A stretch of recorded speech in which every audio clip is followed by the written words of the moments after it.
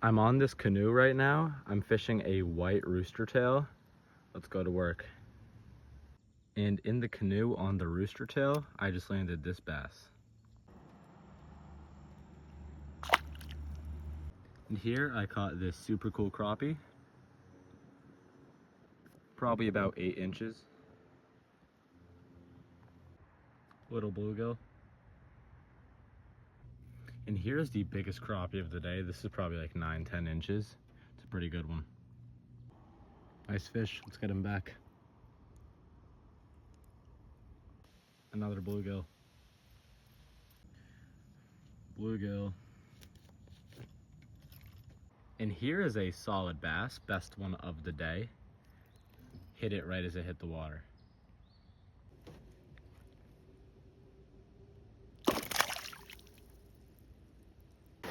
Got ourselves this little bluegill. Pumpkin seed sunfish. Another super small pumpkin seed.